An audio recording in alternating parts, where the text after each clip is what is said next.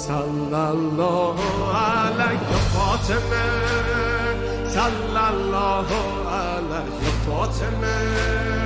صلی الله علیه فاطمه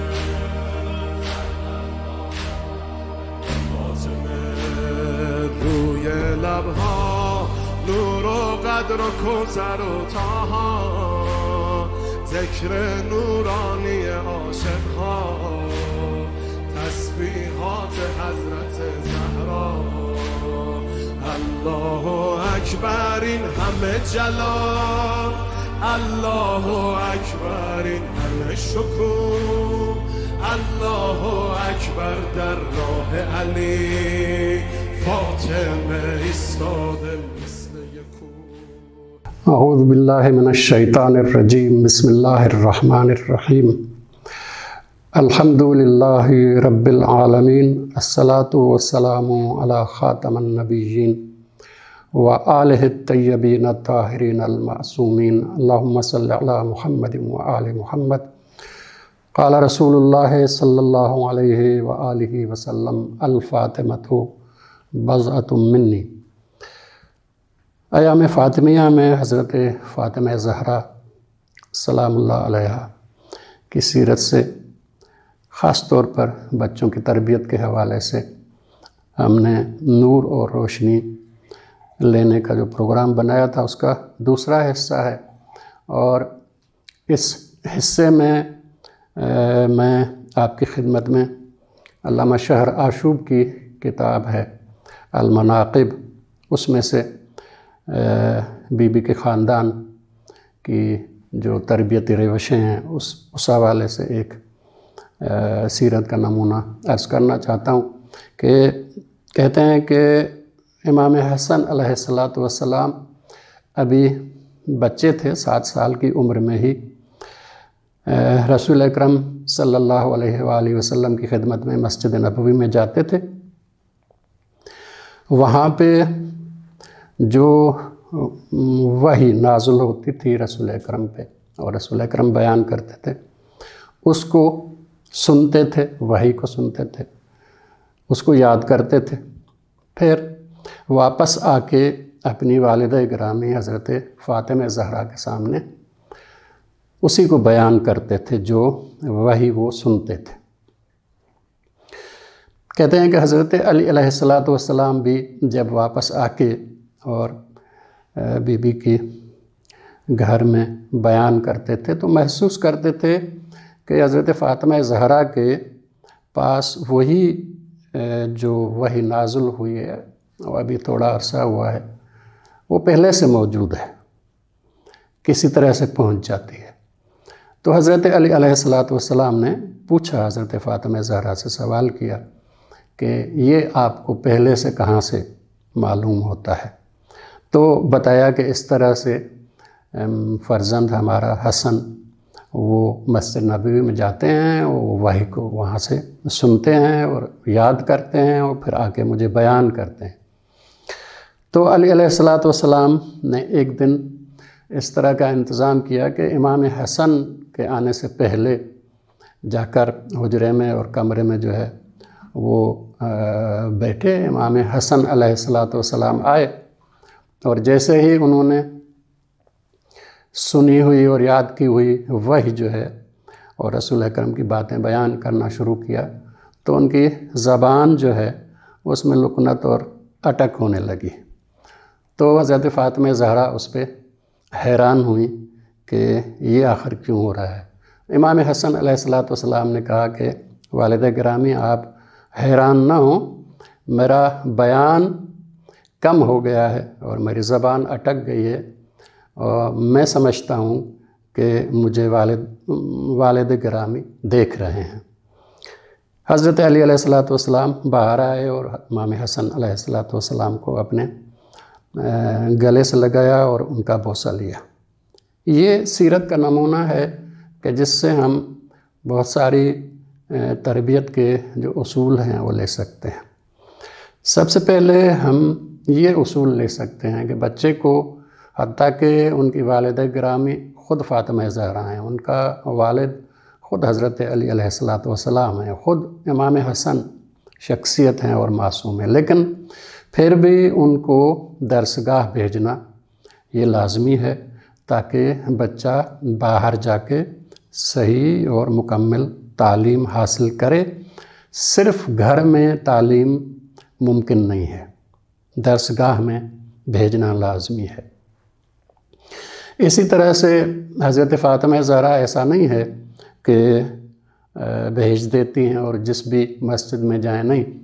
ہم معین کرتی ہیں کہ سب سے بہترین جو اس دور کی درسگاہ ہے جو مسجد نبوی ہے اس میں بھیجا جائے۔ تو والدین کو کوشش کرنی چاہیے کہ بچے کو ایسی درسگاہ بھیجیں کہ جو سب سے بہترین ہو۔ سب سے بہترین سے مراد صرف جو ہے وہ سائنسی علوم میں بہترین نہ ہو، بلکہ اس کے ساتھ ساتھ اخلاقی علوم اور انسانی علوم میں بھی بہترین ہو۔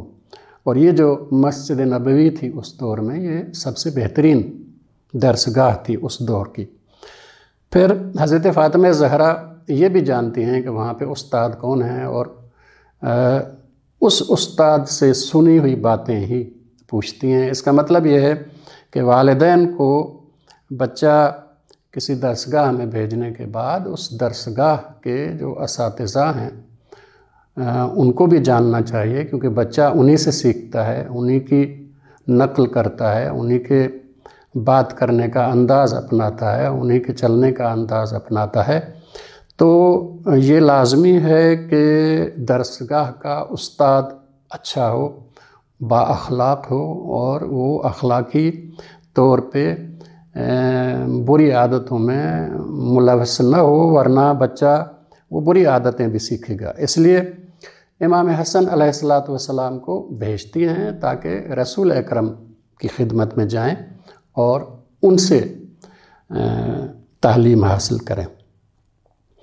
پھر جب بچہ واپس آتا ہے تو صرف درسگاہ بھی کافی نہیں ہے، والدین کا بھی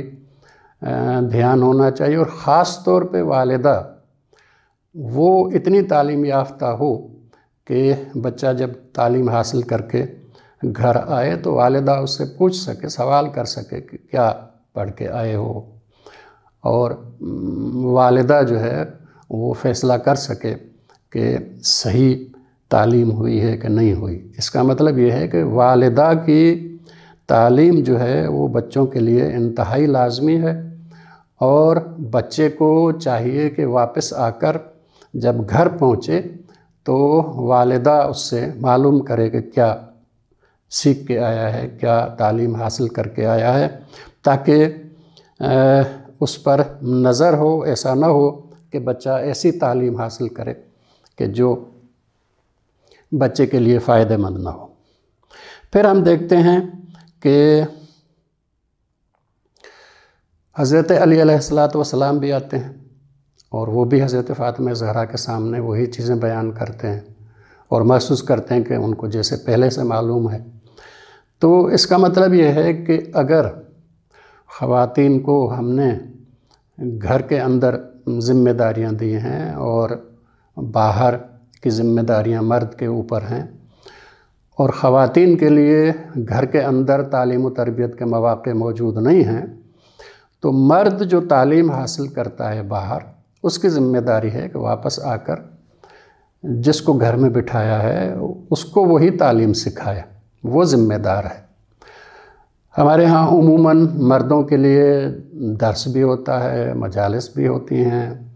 اور اس طرح سے بہت سارے مواقع ہیں، لیکن خواتین کے لیے کم ہیں۔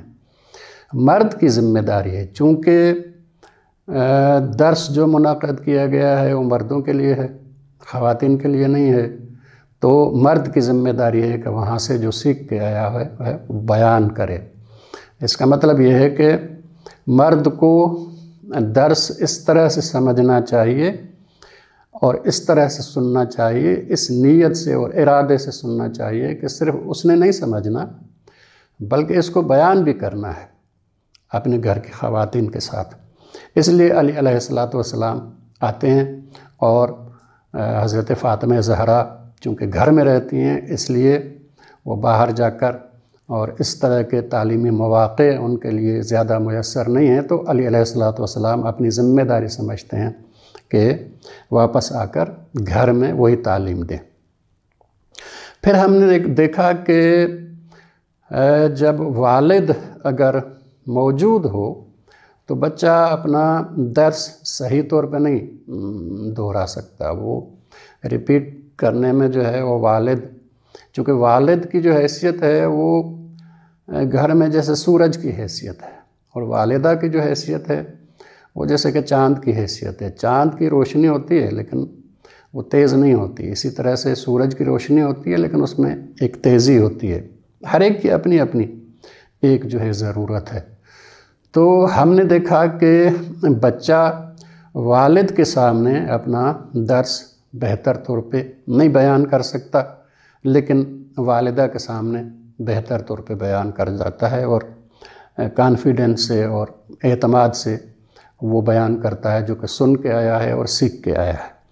یہاں سے معلوم ہوا کہ بچے کی تعلیم و تربیت میں والد سے زیادہ والدہ کا کردار اور اثر ہے، والدہ زیادہ مؤثر ہیں اگر وہ بچے کی تعلیم و تربیت کی طرف دھیان رکھیں تو والد سے زیادہ والدہ مؤثر ہیں۔ یہ سارے درس ہمیں جو ہے